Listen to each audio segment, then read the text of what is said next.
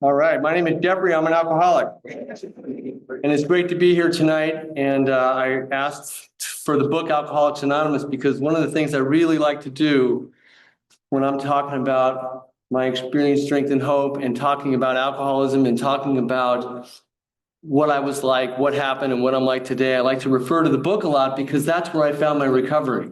I want to welcome the people that are new, and I want to wish everyone a happy birthday. And I also just want to take a moment to thank everyone who puts this meeting together, and thank you for the invitation to come and speak tonight. You know, I think about when I was new, and it was my darkest day, and it was my darkest time in my life, and I didn't know what Alcoholics Anonymous had to offer. I didn't know what was going on. I mean, I didn't have any idea. Growing up in Novato and growing up and all the people that I met, I had lots of friends that had been arrested for driving under the influence and were in the local county jails and in the honor farms, and no one has ever talked about attending an AA meeting. I never heard of the 12 steps. I didn't know anything that was going on. And so to think about how the society has been here, and we just celebrated 90 years. But my sobriety date is May 6th, 1988. And when I walked into the rooms of Alcoholics Anonymous, I had no idea that you guys wanted to just help somebody who was broken, lost, and afraid. And what a gift that is. You know, we come here, I certainly came here in a lot of emotional pain, psychological pain, actual, just broken. And of course, they talk about in the book, the more broken I am, the better chances I have of getting better. And I didn't have any idea that that's what you guys were talking about. So when I talk a little bit about what I was like, I had a guy that said, Jeffrey, you got to look for yourself. When we read the pages, I asked the guy to be my sponsor. He said, my responsibility is to keep you in the book and guide you through the steps. And when we're reading the pages, I want you to make sure if you see anything that you can identify with, let me know. And so what I lost my train of thought because what I wanted to say too was that I'm so glad for the people that have time in Alcoholics Anonymous. I'm so glad that people that were sober for years and years before I got here, in 1988, that the room was open, the coffee was made, the chair was put out, the literature was there, and you guys were there to welcome the new people. And that's what we want to do here tonight. So it was really nice to be able to be at the front door and greet you all as you came in, and got to talk to a couple people who were brand new to AA. And I don't know if it's your first time here or if you're coming back, but you know what? This is a great way to live. And the book talks about it's a design for living that really works. And I needed a new way to live. So I'll tell you a little bit about my drinking and, some of the consequences. And I always like to point out, because every single person has consequences to pay for their drinking. And of course, when I started drinking at this park in Novato when I was 13 years old, I had no idea what was in store for me. I know when they said, I was talking to the guys and they said, hey, I said, what are you guys drinking? They said, we're drinking some red wine and some white wine. You want some? Like, yeah, I'll have some of that for sure. Oh my gosh, that tastes horrible. That was just awful. I maybe caught a little something that said, that might be awful, but I certainly have to like to try that again. And I didn't grow up with alcoholism in my family. I didn't grow up with the disease of alcoholism, so I really didn't know how it manifested and where it came from and what it was going to look like. But I can tell you when they started talking about, I'm always thinking about drinking. When reading the doctor's opinion, it talks about the mental obsession and the physical craving. Well, I really don't really ever take time to acknowledge the physical craving because I was already thinking at noon that at 5 o'clock I'm going to be drinking. And then it was great because the more I drank, at 4 o'clock I was going to be drinking. And then at noon I'm going to get something to drink. And then when I woke up, I may as well get something to drink because I'm starting the day. And how else would I start the day? And so I could see the progression of my own alcoholism kind of work like that, but not when I was 13. When I was 13, I just, waited for the next time and I drank with my friends and we did kind of stuff. And I would overindulge, and I could remember being intoxicated and they weren't. And I was really, they talk about, some of the consequences. And as I mentioned, that the consequences aren't what makes me alcoholic. What makes me alcoholic is I've lost the ability to control my drinking. It's kind of great that on page 44, it asks a couple of questions, if when you want to, can you honestly stop? And once you start, can you shut it off? And I have to really take a long, hard look at that because my own denial is like, yeah, I can do that. I'm choosing. I can choose whether if I want it or if I don't want it. And so when I'm 16 years old and I'm in a blackout and I'm driving around the streets of Novato and the red light appears, I intuitively knew it's time to pull over. And so I pull over and it's the Novato police. And luckily for me, it's like, I know this guy on a first name basis. Hey, Mike, how's it going? He's like, you've been drinking? Yes, sir. I'm going to arrest you. For what? What are you talking about? And so at 16 years old, I get arrested for driving under the influence. And of course, I'm in trouble with my parents, and I'm in trouble with the law, and I got to go to court. And when we go to court in 1976, it was a $65 fine. My mother wrote a check for $65. And I was told not to drive for 90 days. So I drove every day because I don't think the rules of life apply to me. Well, I'm going to come to find out that attitude at a very young age stays with me for a very long time.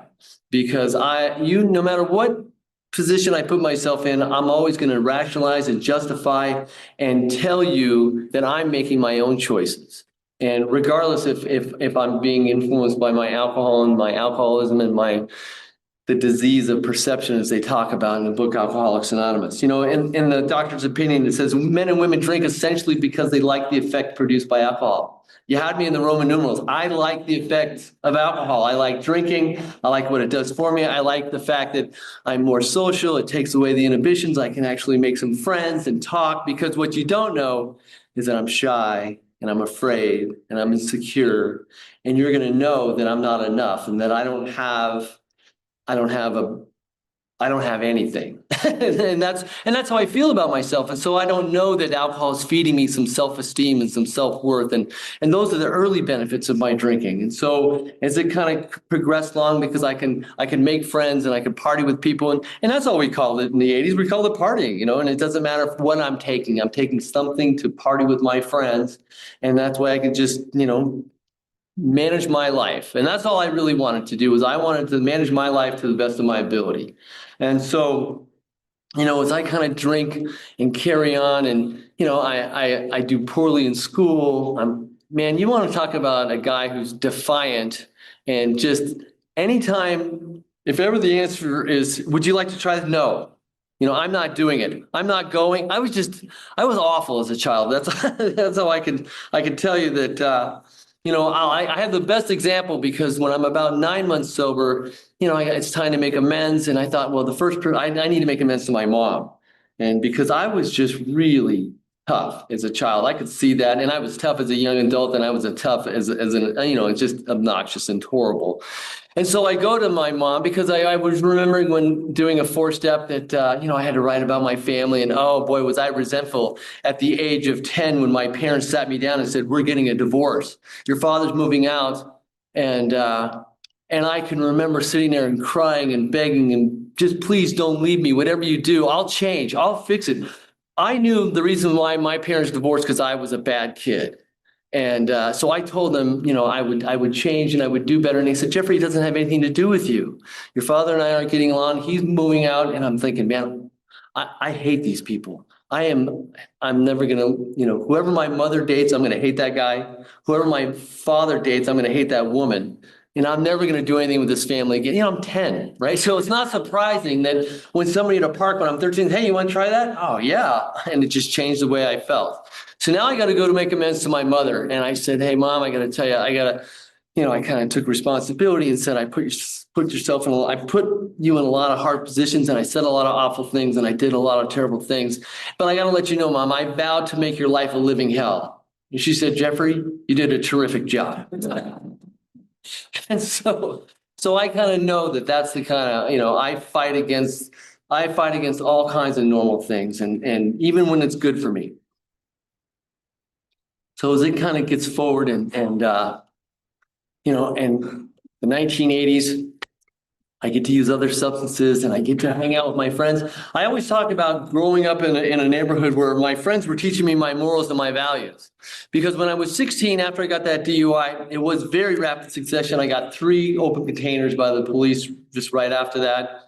And so they took my license and I had to see a drug and alcohol counselor. And I had, people were aware that I was in trouble with my drinking long before I was. And that's what the book talks about. It says long before that he is aware himself that people could see that I was in trouble with my drinking.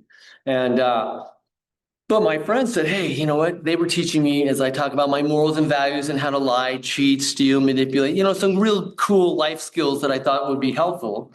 So when I had my first dead battery at the age of 17, I got a car, I got a dead battery.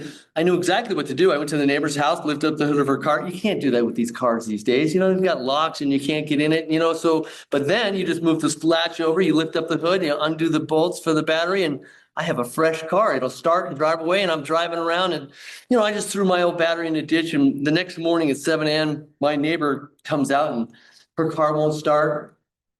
She could see across the street that there's a battery in a ditch. She opens up the hood of her car. Her battery's gone. So she calls the Novato police. Did you steal her battery? No, I wouldn't do. No, what are you talking about? I wouldn't do such a thing. So I was arrested for petty theft and malicious mischief, and I was guilty as charged, but that's what I deny at first, because I'm always going to tell you no. So what happens is they said, the court, who I've already been in touch with many, many times, has said, we have got to help this kid. We've got to send him out to the Scared Straight program at San Quentin Prison. For stealing a battery? Are you kidding me? Come on, really? So I go to San Quentin and I'm there for 10 Saturdays. And it's amazing. Let me tell you, if I have had a chance to go back as an H&I member to go back inside of San Quentin prison, but when I was 16, I was just in awe of that place. And so it's like, I was just so obnoxious and so arrogant, because they say things like, who wants to be locked in a cell? I do. Put me in there. And they put me in a cell and locked the door, and I'm laying on the bunk bed. I'm thinking, I could live in here. But I was just obnoxious. I was like, who wants to live in prison? I don't. I didn't know that I'm building my own prison behind alcohol.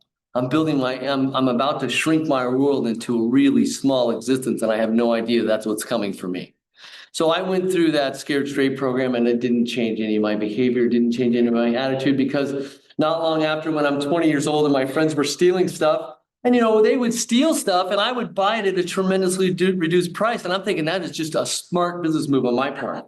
So my friends are out stealing stuff and they say, hey, you want to buy this camera for 30? Yes, I do. Hey, would you like to buy this stereo? You bet I would. Hey, would you like anything that they would steal, I would buy. And one day my friend was arrested for a burglary, and he said, I want to tell you, I've been selling all that stuff to Jeffrey. That's the Marin County Task Force come crashing through the door as I'm arrested for receiving stolen property, arrested and convicted for felony receiving stolen property. So I'm 20 years old and I'm in the Marin County court system, and the DA says, hey, we need to make an example out of this person. He recommended I serve no less than 3 years in the penitentiary. And something happened in 1980 called the Victims' Bill of Rights, and said instead of sending him to prison, we could send him to county jail. He can get on work furlough. He could be civilly sued. He could pay back the money for all that stolen stuff that he was buying. And so that's what happened to me. And one more time I got away with it. And I just said, hey, you know what? If that guy wouldn't have turned me in, I wouldn't have got caught. I didn't steal anything. Yeah, well, I found out the law says if you knowingly purchase stolen items, you're committing a felony. And, again, it's just a bunch of bad circumstances and unfortunate, and it's just the people I hang out with, and it's not anything to do with me. And so I can tell you that I took that thinking, and I'm 24 years old, and I get some tickets to the Oakland Invaders. That was a USFL football league, and I get some tickets one Saturday afternoon. I call my dad, hey, you want to go to the game tonight? It's like, sure. And as soon as I hang up the phone, I'm full of this fear and this terror that says, oh my gosh, I'm gonna go to the game, but I'm not gonna be able to drink the way I want to. So I ran down to the store and got a 12-pack and drank a bunch of beers and smoked a little marijuana and put some Visine in my eyes and was chewing on this wad of gum. And my dad rolls up. I'm like, come on, Dad, I'll drive. Let's go. And we go to the game. And, I told you my parents aren't alcoholic, but I buy 3 big beers. One I chug. And then I sitting at the football game with a beer with my dad thinking, it doesn't get any better than that. Getting this euphoric feeling.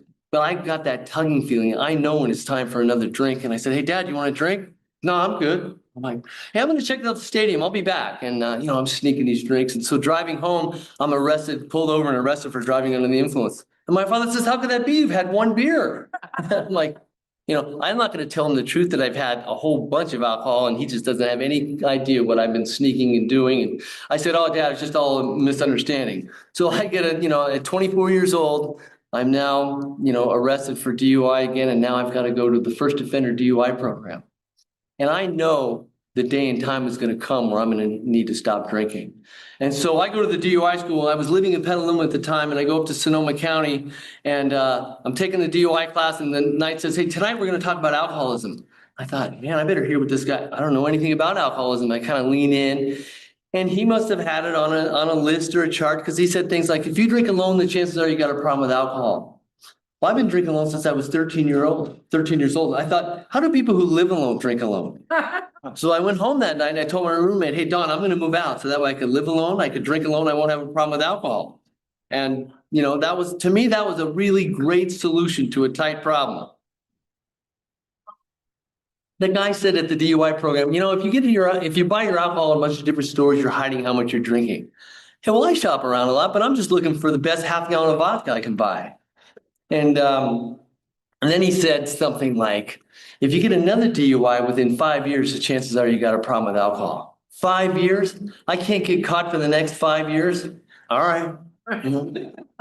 It never dawns on me not to be drinking and driving. So what happens, I moved from Petaluma to San Rafael. It's about 20 miles. I had no idea that they could qualify that as a geographic because I didn't move across the country. I didn't go to some far off place, but you know what I said? I'm moving to a new town and making a fresh start. And, I was there a short while and I got to find people who drank like I did. And I met this gal and she said, Jeffrey, come on over to my house. I want to invite you over for dinner. And she goes, I can't believe it. She said, last Sunday night, the Mill Valley Police Department pulled me over and they asked me to recite the alphabet backwards. I said, what, are you kidding me? You can't do that sober. There's no way. I got to get this down. So it's ZYXWVUTSRQPONMLKJIHGFEDCBA. Yeah. The book says I can drink with impunity. And that's what I wanted. I wanted to drink without punishment. And so I get to stand here and tell you how arrogant that is and how, that was my best thinking and that's the very best I could do. And so now we'll just kind of tell you how that thinking and the progression of my alcoholism starts to get, the book talks about we withdraw from people and we withdraw from family members and, as my world gets smaller and smaller, the only kind of relationships I was having with people was through the telephone.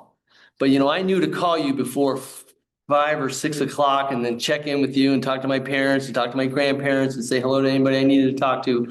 And then I wasn't talking to anybody because then I would be able to drink the way I wanted to drink. And there was a lot of passing out and coming to. And, through a series of events in 1987, I had a chance to go to one AA meeting. I never heard of AA, and I'll tell you, through a series of events, I had a little situation where my mother caught me with a little cocaine, and she said, "Oh my God, you're a drug addict." I said, "I'm not a drug addict. I got to stop drinking." And I grabbed this cocaine away from her, and she says, "Well, I have a friend that stopped drinking. He's going to AA, and when you get back from this trip, I'm going to take you to an AA meeting." I thought, okay. I'm going to avoid my mother like the plague. I didn't call her. I didn't speak to her. That was in December. It's now March 1st, 1987. The phone rings. It says, all right, mister, we're going to the noon meeting. It was a Sunday morning. We're going to the noon meeting in Mill Valley. Oh boy. So I got ready and went down to the noon meeting in Mill Valley. And I had never been to AA. I had no idea what I was in for. I could see that the traditions are over here and the 12 steps are over here. And I looked at the 12 steps and said, I am not powerless over alcohol. My life is unmanageable. I go to work every day. I have money in the bank. I just got back from a trip. I travel all over, so I don't get it. Step 2, came to believe that a power greater than yourself could restore you to sanity. What kind of Greek mythology is that? No, I don't get it. So, and then I said to my mother, do you see what 3 says? That says God. Oh no, I'm not doing God. Let's go. A speaker was speaking, and at that time in 1987, after the speaker was done, they had a 15-minute break, and they took a break, and we just walked to the car and got in the car, and I left. And the way I described that whole experience, I had my foot in the door of Alcoholics Anonymous, and I had no idea that there was a book, and I didn't know in the back of that book, they talk about a spiritual awakening, in an appendix in the back of the book, and it says the things that were indispensable were honesty, open-minded, and willingness. I didn't have any of that. I had a desire to get my mother off my back, and I thought I had completed that task. And so I also come to find out later that there I am in the last page of the spiritual expenditures, because there's a bar against all information that will keep a man in everlasting ignorance. That is contempt prior to investigation. Well, that's exactly what I had. Contempt prior to investigation, because I wasn't honest, open-minded, or willing. So I went down to that, I went to the one meeting, and I'm going to talk about the next 13 months very quickly, because I'm going to just tell you that my world gets small, my world gets dark, and I'm drinking alone. I'm making it to work every day, but I'm always having alcohol in the car and at work and making excuses. So then when I get home, there's a lot of passing out and coming to. So for the new people and the people who have been here for many, many years, the gift of Alcoholics Anonymous is no matter how long I've been sober, I can remember what it was like the last 6 months before I got to the rooms, last 90 to 100 days before I got to the rooms of Alcoholics Anonymous. I want people to think about that for just a moment.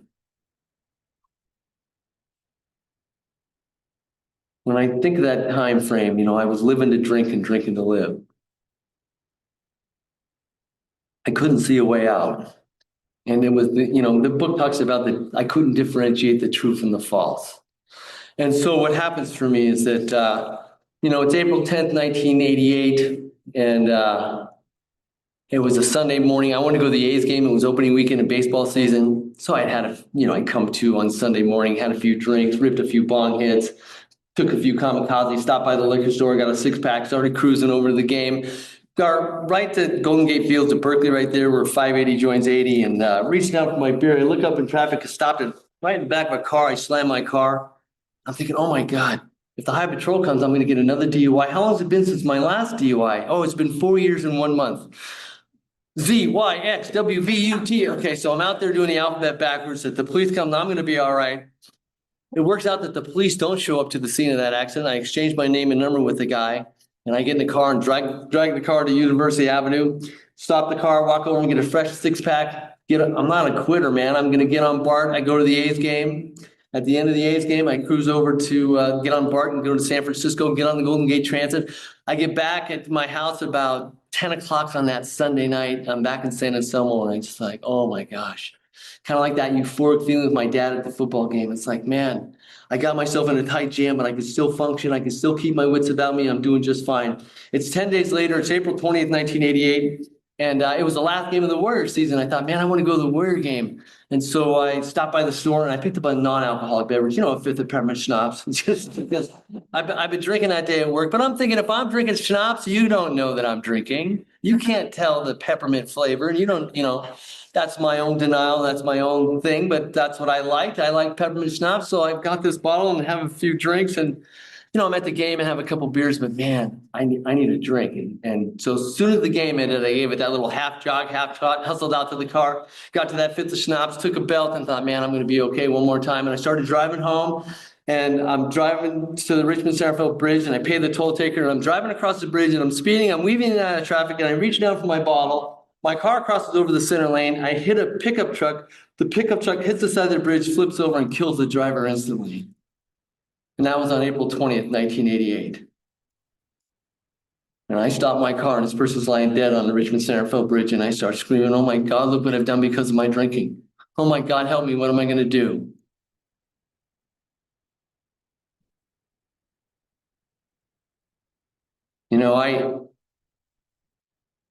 I think about that all the time. And I'm going to talk a little bit about the grace of God that I don't deserve. I'm going to talk about the power of Alcoholics Anonymous. I'm going to talk about how can anybody come from such a broken, lost, fearful place to the rooms of Alcoholics Anonymous and find a design for living that really works, a way to get everything that I've lost. And let's talk about the ultimate price, right? We're going to talk about the other person's life in just a moment. But now I'm standing here with no self-esteem, no value, broken, lost, and afraid, with the biggest scar on my soul that I'm never going to be able to heal. And what do the people in Alcoholics Anonymous say? Welcome. I'm glad you're here. I'm going to talk a little about that journey and how that happened for me, and tell you a little bit about you know, how do you get from standing on the Richmond Centerville Bridge to standing here tonight? And it's been an incredible journey because there's a power greater than yourself that they talk about the book Alcoholics Anonymous, that we're able to find power that's going to solve your problem. But it doesn't come until I get to reach that bottom, that place of pitiful and incomprehensible demoralization. When I read those words in this book on page 30, I knew that you guys knew how I felt. Even if we didn't share the same experience, I knew how you felt, or you knew how I felt. And so it's like, man, that was just really, it was really powerful. So what happens for me is I'm arrested, I'm booked in the Marin County Jail. The Highway Patrol comes and I'm charged with second-degree murder, which is a term of 15 years to life in prison. And a chance to use the phone about 2 a.m. and I called my mother. I just told her I killed someone on the Richmond Centerville Bridge and I wanted to kill myself. And she told me she loved me and she's glad I didn't hurt myself. I cannot describe to you the shame and guilt and remorse when my mother came to bail me out of jail the next day. But it was just terrible because, someone else had to pay the ultimate sacrifice for my behavior. And I don't know how I'm ever going to be able to reconcile that. And so she could see that my psyche was broken, that I was crying and despondent, and she called Kaiser Hospital and said, my son needs to see the psychiatrist now. And they said, can you bring him over here at 1 o'clock? And I went to go see this woman. And it's the first person I ever got honest with. I told this woman, she said, I told her I've been drinking and using drugs since I was 13 years old. She said, Jeffrey, when you start drinking and using at such an early age, you stop growing emotionally. She said, emotionally, you're probably 14 or 15 years old. I said, thanks a lot. She said, you don't need to see a psychiatrist. You need to stop drinking. Oh, believe me, I never want to drink again. I can tell you I have not drank alcohol since April 20th, 1988, but that is not my sobriety date. My sobriety date is 2 weeks later because I didn't know that you guys are talking about no mind or mood affecting chemicals. I didn't have any idea that you didn't smoke marijuana in AA. I didn't have any idea that they don't recommend you use cocaine to try to kill your own emotional pain. What they say is that, if you want to be clean and sober and you want, you want what we have, and what you guys have is entire abstinence from everything. And of course, I can tell you that when I was new and I hear that, I just want to say, well, how do you expect me to stay sober if I can't take something? Because I don't quite get how you guys can manage like nothing. And they're like, yeah, that's why you keep coming back. And so part of that is I want to learn how do I stand here and look the world in the eye and be accountable? Because that's what Alcoholics Anonymous says. Alcoholics Anonymous says you take the 12 steps and you're going to get self-esteem, self-worth, and value as a human being. You're going to get a sense of direction and purpose for your life more than you'll ever know. And more than anything else, maybe someday you'll be able to, if you go through this process and you have that spiritual awakening, you can help somebody else. And those have been the journey and the tools and the things that I gleaned in the beginning. But in the beginning, all I just didn't want to do is I didn't want to drink today. I didn't want to drink today, and I've now all of a sudden I've got a big court date coming up, and I'll get to that in just a minute. The psychiatrist said, why don't you go see the alcohol counselor tomorrow at 12 noon? I went to see this gal, and she said, you need to go to 90 meetings in 90 days. I said, 90 meetings? I'm looking at 15 years to life in prison. You want me to go to 90 meetings in 90 days? Are you kidding me? And she said, well, Jeffrey, when was I told you were dying of cancer, and you had to go to the doctor twice a day at 10 in the morning and 2 in the afternoon? I said, well, I'd go to the doctor. She said, you are dying. You're dying from alcoholism. If you want to live, you have to go to a meeting a day. I couldn't say, yeah, but I couldn't say, you understand. I said, where do you go? And she opened the drawer and pulled out a meeting schedule and said, here you go. And I looked at that meeting schedule, and it was a Friday, and there was a place over in Santa Fe called at 1360 Lincoln Avenue. It says the Alano Club. I don't know what an Alano Club is. I don't know what anything is. But I looked at the address and I went and parked, and it's a house on a street. And I went into this house, and it's kind of like, it's an AA clubhouse in the back, which I had no idea, but I'm not going to ask someone because how could I can't. So I walked up the stairs, and man, it was a Friday night. A 6 o'clock meeting was going to be happening in the back, but I stood in the front and I watched you guys, man. I watched you guys come in, and just like tonight, the hugging, the embracing, the talking, the visiting, the exchange of just that, hey, how you been? How's it going, man? Good to see you. It's like, I saw that, and I intuitively knew that was a power greater than myself. I wish I had someone to hug. I wish I had a friend. I wish I had someone I could call and talk to, but I didn't have anybody. And I just stood there and I watched that. And I sat there for 1 hour from 6 to 7 and I left, never knowing that the back hall was about, 70 people at an AA meeting, but I'm about to find out that later. So the next night I looked on the schedule and I go to this gymnasium and it's as big as this room and it's full, but I don't sit in the chair. I am sitting in the far corner, away from everyone, listening, just crying and sad and just lost. And then it was the next morning, and I was expected to go see a friend who lived in Richmond, and I knew I was going to cross the Richmond-Centerville Bridge, and I was going to cross the scene of the accident. And I thought, man, I better go get breakfast at that place before I go and drive over there. And so I go over there, and it's about 10 minutes to 6 in the morning, and thank you. And the woman says, how long is sober? I said 4 days. She said, get your ass through that door. And I opened the double doors. There's 70 people ready for an AA meeting. And, I sat down and they said, is there any newcomers? And there was a warm applause. And then people started saying, after a few minutes, it's like, hey, does the new guy want to say something? Yeah, I got a couple questions. How do you drive to Lake Tahoe without drinking? How do you go camping without drinking? How do you go to the Giants game without taking alcohol? Okay, thank you for sharing. Why don't you keep coming back, right? I mean, I had no idea what they were talking about. But that starts my journey. And so what happens the next morning, over that weekend, somebody said, hey, go see this attorney on Monday morning. I went to see this guy and he said, Jeffrey, that could have been me on the Richmond-Centerville Bridge that night. He says, I'm an alcoholic and I haven't had a drink in 3.5 years. You need to get some treatment to deal with your feelings, your emotions. I went off to a 28-day treatment facility. I was there about 3 weeks and they called me and they said, please have a seat. We want to tell you about the person that died that night. He was a 38-year-old doctor who had a wife and a little girl. And the miracle for me is that this widow had nothing but compassion for me. The only thing that she wanted was to have people learn from my experience. We get to hear the word grace of God. I got to experience the grace from a woman who, one, didn't hate me, two, didn't want vengeance to put me in prison for a very, very long time that I deserved, that I earned, that I should have been. And I will tell you about my own personal prison wall in just a few minutes because, man, I don't know how I'm ever going to get free from that. And what happens is that, I have a court date coming up on July 26, 1988. And so I'm in treatment and I find a guy, I ask the guy to be my sponsor.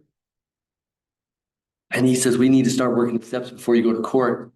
And so we sat down and we started getting involved with step one, conceding to my innermost self that I'm an alcoholic. I can't predict what happens to me when I put alcohol in my body or any other substance. He said, Jeffrey, what's the difference between admitting you're an alcoholic and accepting the fact that you're an alcoholic? I thought, well, to admit it was to acknowledge I had a disease, and to accept it was to take responsibility for that disease. That's what I've got to do for the last 37 years is take responsibility for my alcoholism. We started talking about that second step, and I don't understand. I don't believe in God. I've never been to church. I don't know what you guys are talking about. I didn't know anything about it. And he says, well, let's see what it says on page 45 and 47. It says, well, that's exactly what this book is about. The main object of the book, Alcoholics Anonymous, is that every single person can walk into the rooms of AA, read these pages, and find a power great in yourself that's going to solve your problem. What an amazing gift that has been, because that's where I found the solution to my self-esteem and self-worth and value as a human being, and a sense of direction and purpose that I talked about earlier. It's in the book and through the process of going through the 12 steps and becoming a changed person. I want to tell you that when I was in that treatment center, they asked me, they said, I told them I was struggling with this higher power and I don't understand. And they said, well, why don't you go take a few minutes quiet time and sit over there by yourself, and if God had a conversation with you, what would he say? And I've read it here before at this meeting. I carry it around because I have the exact piece of paper that I wrote on that day right here.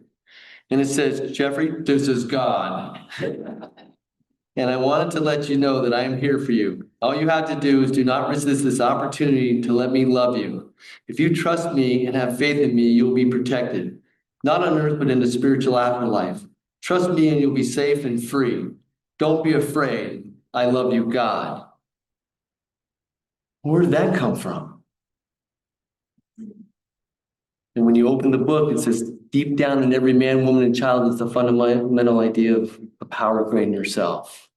It was deep down within. And it says in the last analysis, it's there is where you're going to find that. So the way I define that now is that I have a conscience. I know the difference between right and wrong. I also know I like choosing wrong. I like the hard route. I don't like to be honest and forthright and forthcoming. I want to tell you that I don't stand here pure as the driven snow. I stand here, trying to do the best I can, but many, many times I fail all the time. But the gift of Alcoholics Anonymous is, hold on, I've just lied. I need to redo that. And I can fix that, and I can correct that, and I can change my behavior, and I can sometimes correct it right on the fly, and other times it takes me a little time to get that together. But that's the beauty of Alcoholics Anonymous. You don't have to get perfect in here. You just got to be willing to be better.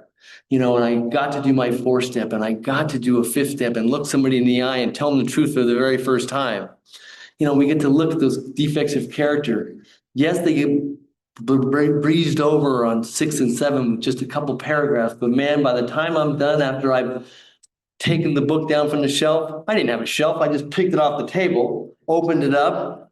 I don't want to be the person that I was. God can have those root and branch, all of those defects of character. But I get to hold on to the ones that I like. I get to hold on to the ones that I get to still manipulate and be fearful and tell you what, and that's why everything we do in Alcoholics Anonymous, in my perception, is a process, not an event, because I have to be in the process to be able to keep going and how do I make amends? And the book talks about no matter how far down the scale we have gone, we can see our experience can benefit others and will not regret the past or wish to shut the door on it. All I wanted all those years ago was just amnesia. I don't want to talk about it. I don't want to think about it. But the book lays out in so many descriptions of our deepest, darkest shame is going to be the opportunity to help somebody else. And that's what it's about. And, I have to go around and make amends for the things that I did and the things that I've said and done. And how do I make amends for taking somebody's life? The only way I can make amends to society as a whole is to not drink and use one day at a time. I'll tell you that I have just a couple minutes left, and I want to just kind of tell you what happened in that court that day. Because in the courtroom that day, my attorney said, Jeffrey, ask for some support, but you got to tell people this wasn't an isolated incident. And he says, so I had to tell people, I was at the 7 a.m. meeting, and one day the topic of suicide came up, and I raised my hand and told them what I was accountable for on the Richmond Center Fell Bridge that night. And that's when the people rallied around me and said, Jeffrey, we need you here. We want you here. We're glad you're here. What a gift that was. But he said, you got to tell him, ask for some support, but tell him this is my 3rd DUI, my 2nd felony conviction. I had 9 open containers and 2 drug possession charges. This was not an isolated incident. And I asked if I can get some support, and I had between 60 and 70 people from the fellowship showed up in court that day. The widow was there with her little girl. The DA recommended I serve no less than 6 years in the penitentiary. She wrote down a note that says she's been unable to work. She's been unable to feed a little girl. She's moved back into her parents' home. She's going to therapy on a daily basis, and please don't send Jeffrey to prison. And the judge said this was a close call, and he sends me to 5 years in prison. And I got a suspended sentence under the terms and conditions of my probation. I served 1 year in a county jail. I attend 7 AA meetings a week for 5 years, and I do 1,500 hours of community service work. I can surely tell you that sitting in the Marin County Jail was the easy part because I didn't have to look anybody in the eye. I could feel sorry for myself, but that year went by in an instant. And of course, I always like to say, because I turn myself in on a Saturday, but Sunday night at 6 o'clock, in the mess hall, what? There's AA in jail? So we get to find out about hospitals and institutions, and I got to be sober on the inside. And I got to find out that was going to be my future service work and continue today's service work. We find out that having commitments and being involved and doing service is how people get to stay sober and be content, because that's what I want. The book talks about, from a trembling, nervous wreck is a man brimming over with contentment. That's all I wanted. I said to my sponsor, what is contentment? I don't even know what that word means, but man, does that sound like something I could like to achieve? And I get to tell you that it's about being okay with yourself. In step 10, we talk about understanding growth and understanding and effectiveness. What a gift that is, because you don't get all better here. It's a process. It ebbs and flows, and some days you're right on the beam, and other days you're just way off track, and you get to reset that. And you get to tell someone the truth, and you have a sponsor. And you, fortunately, I have the gift of sponsoring guys here that, we're on this journey together. How many times the book say they've helped me more than I've helped them? And that's just true. And these guys know it, and they can smile, because the truth is that we share stuff together, and we're on this path together. And, how do I, do a 10-step, and we get to learn how to do that, and little prayer and meditation. And, I want to have a spiritual awakening as a result of the steps. That means I've found through the 12 steps that access to that power that has solved my problem. And so what's happened now? So I'm going to tell you, she held up the sign for 2 minutes. So I'm going to tell you in 2 minutes. I went to the Marin County Jail. I got out. I had to do 1,500 hours of community service work. They made a place for me over at the Marin County Drinking Driver Program. I was there 5 nights a week for 23 months. And I thought, man, that's what I want to do. I want to work in the DUI field. I went over to UC Berkeley. I became a drug and alcohol counselor. I got a job in San Francisco working at a first offender DUI program. I was there about 5 years, and the owner came to me and said, Jeffrey, I started the school in 1984. I've been holding on to it for a reason. I didn't know what that reason was until I met you, and I want you to have it. In 1996, and still today, my wife and I, Teresa, own and operate a first offender DUI program. I can assure you it's not everybody's dream, goal, and desire to have a DUI program, but it's mine. Because the only thing the widow wanted was to have people learn from my experience. I get the privilege of sharing it here in Alcoholics Anonymous. I also get the privilege of sitting around people who don't need Alcoholics Anonymous, but maybe just need to change their behavior. The continuum is that not everybody who drinks alcohol and not everybody who gets a DUI is an alcoholic. But the gift is that everybody can maybe use some attitude adjustments and change that. And I get to be in a position to be helpful to everyone. As I kind of wrap it up right here, going through the steps, getting involved in service, learning about the traditions, hearing you guys read about the concepts, all those things are so valuable, because all is part of that journey, because I want each and every one of you to keep coming back. The goal is to find a power greater in yourself that can solve your problem. It starts out as a higher power. I call it God because it's easy and it's simple, but I don't want to take that away from anybody. Everybody gets to find their own path and their own power and their own journey, but I want you to keep coming back and give God, your higher power, or whatever it is, the opportunity to turn your life into something beautiful. Thank you for having me.